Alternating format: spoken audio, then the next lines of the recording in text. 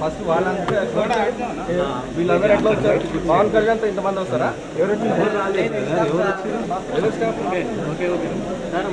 Election staff మీకు ఉండాలి కదా, ఎక్కడ దాకా రావచ్చు, ఎక్కడ దాకా ఆర్వన్ అడగండి, ఆర్వన్ అడగండి.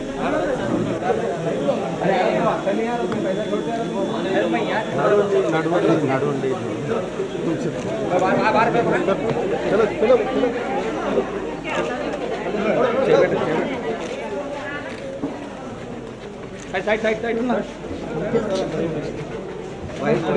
వైర్లు తీసుకోండి, వైర్లు తీసుకోండి. లిటిల్ స్టార్ లో ఉన్నటువంటి గాయత్రి ఓటు వినియోగించుకోవడం జరిగింది. దీనికి సంబంధించి ఇప్పుడే మాట్లాడబోతున్నాం.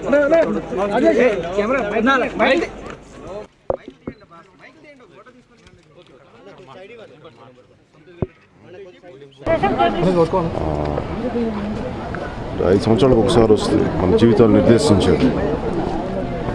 జనంగా వచ్చి నుంచొని దూరం వచ్చి బూత్ వెతుక్కొని రావడం చాలా కష్టంగా అనిపిస్తుంది చాలామందికి. వాళ్ళకి ఇష్టమైన పని కోసం, వాళ్ళ ఇష్టమైన సినిమా కోసం ఎంతసేపు క్యూలో నుంచుంటారు. ఒక 2.5 గంటల సినిమా కోసం ఎంతోమంది యువత వెళ్తారు, ఓపికగా దెబ్బలు తిని మరీ సినిమాలు చూస్తారు. అలాంటిది 5 సంవత్సరాలకు వచ్చి ఒక ఎన్నికలు, వాళ్ళ జీవితాలను భవిష్యత్తు నిర్దేశించే ఎన్నికల్ని కొంచెం ఓపికగా ఓటు వేయాల్సిందిగా, వాళ్ళు ఏ పార్టీకి వేసినా దేనికి వేసినా సరే ఓటు వేయాల్సిందిగా. ఓట్ల పండుగకు సంబంధించి యువత ఎక్కువ మంది ఉన్నారు. యువతకి ఏమని పిలిపిస్తారు?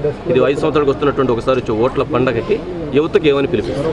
ఇది ఓట్ల పండగ కిందంటే, పండగ అంటే ఒక సంబరాలతో కూడుకుంది, చాలా బాధ్యతతో కూడుకుంది.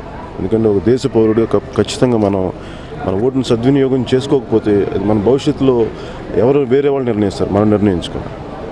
Thank you.